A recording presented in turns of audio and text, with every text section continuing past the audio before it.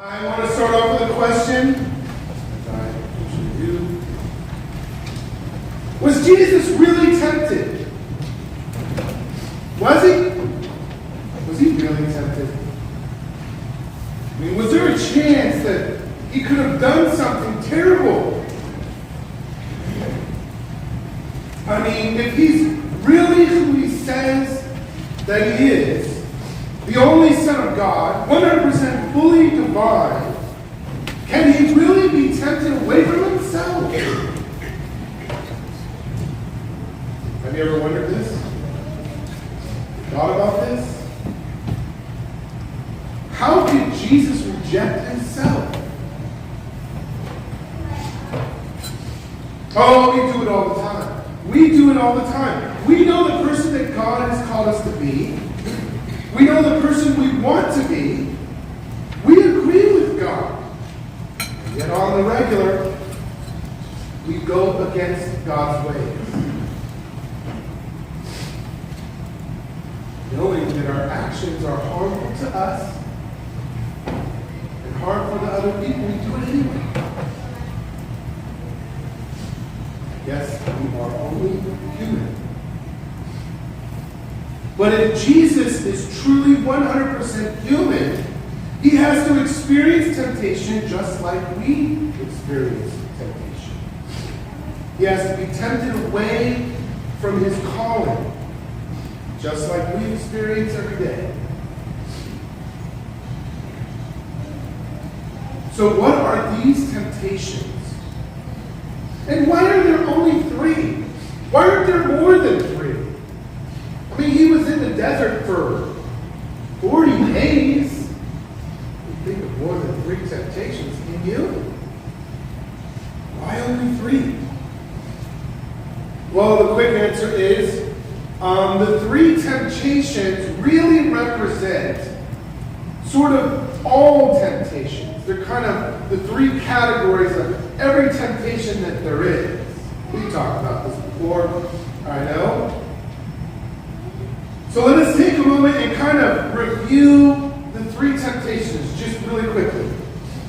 First, turning the stones into bread to satisfy the desires of the flesh. This is probably the most common temptation. We want to manipulate the material world around us to suit our purposes. This is high on everyone's list. I remember when I was a young kid, there were a couple of TV shows that were in reruns at the time I was a child. Bewitched, remember? And I Dream of Jeannie. You're smiling because some of you are at that age. You know, some of you younger people, you're like, what is he talking about? TV land shows? I don't know. Where they would, snap their finger or twinkle their nose and they could turn things into stuff. And as a kid, I watched that. I said, I wish I could do that. That would be so awesome. So I grew up kind of with that, desire, fantasy to be able to change the world into what I wanted it to be. So there's an element of disappointment that I don't have that control. Then there's number 2. When we put God to the test, that happens often as well. It's pretty common. I involve myself in harmful pursuits, thinking it's not so bad. I'll survive. Many people do this as well. That's a common prayer. We even do it together as a church. God save me from the consequences of my bad choices. It's amazing that God still shows up and shows us grace despite our bad choices. We jump off the cliff all the time. We land on our keister, and it's horribly painful. And we want God to heal our broken bone. And there's number 3. This is the one that may be less common, but it's the one that nobody likes to admit. Very hard to admit. The one where we manipulate other people. That's a terrible temptation. No one wants to admit their participation in manipulating others to serve their own purposes. What did the devil say? If you bow down to me and worship me, I will give you all the people under your control. Terrible. Terrible. What a temptation this is. We stop putting God number 1, and we take on the role of God ourselves, and we use our power and our influence over others to serve our own purposes. It happens all the time. Do you see this in others? Do you see this in yourself? It's so hard to admit. Sometimes we have to have third-party observers, counselors, help us to see our destructive behavior in our relationships. So let's summarize. 1, an attempt to control the material world against what God intended. 2, control and manipulate God himself by putting God to the test. And 3, controlling and manipulating other people to serve ourselves instead of serving God. History is filled with humans going against God in these 3 ways. Our own personal history is filled with examples of participating in succumbing to one or more of these 3 temptation categories. What about the Israelites in the desert? They're a good example. Sorry for my nose. Do you remember? They collectively get tempted away from God as soon as they're brought out of the land of slavery. The first issue was they were sick of eating manna, right? They were hungry, tired from all the travel. They long for steak dinners, right? They're like, oh man, back in Egypt, the fast food was so much better than what we're eating now. Why don't we go back? It was so much better, right? And then they worshiped the golden calf. They tested God. Actually, the whole passage that Jesus quotes in Deuteronomy 6, I encourage you to go read that in your devotional time. It's all about false gods. Don't follow the gods of the people around you. Don't follow false gods. For the God who is among you is a jealous God. And the very, very next line is, do not put the Lord your God to the test. He's quoting it in the context of that whole statement. And then finally, at the end of the years wandering in the desert, when they are about to enter the land of promise, they chicken out. They don't enter because they're afraid to follow through with God's plan. They don't trust God.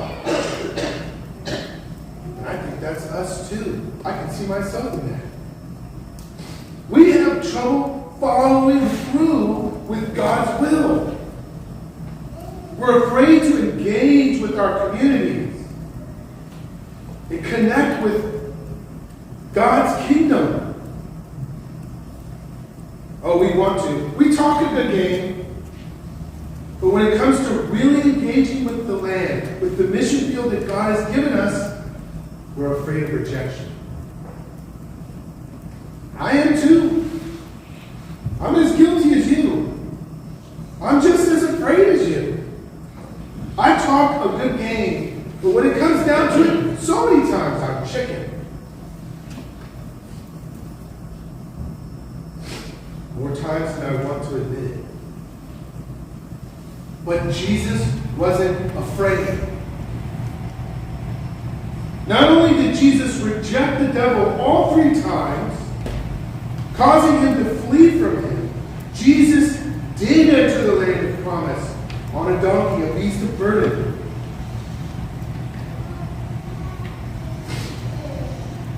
Jesus experienced our long list of temptations.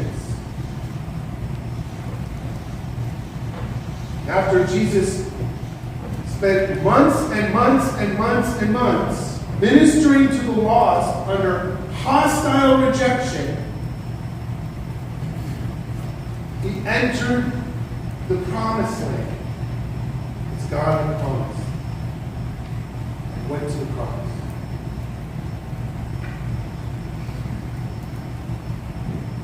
Jesus Christ raised his disciples to be brave, to reach out to the world who didn't know him.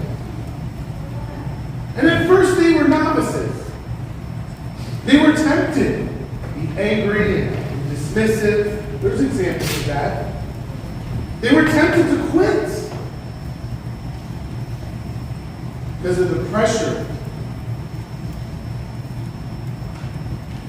One almost quit because he was called out by a young child. You remember Peter in the denials? After Jesus' arrest, the original church was tempted to veer off God's path many times. But God remained faithful. God taught them to live not by their own circumstances, but every word that comes from the mouth of God. God leads us to new places. And when we trust him, when we are brave, we arrive at those new places.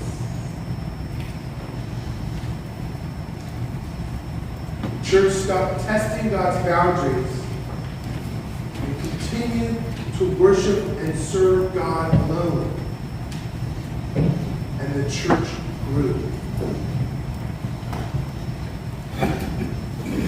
We were constantly reminded of their mission to continue to encourage one another.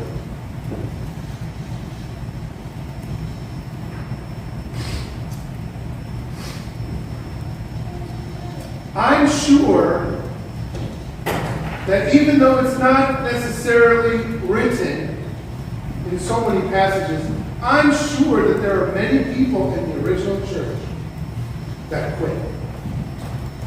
Sure there are. There are many people who, they follow for a while, like, it's too much.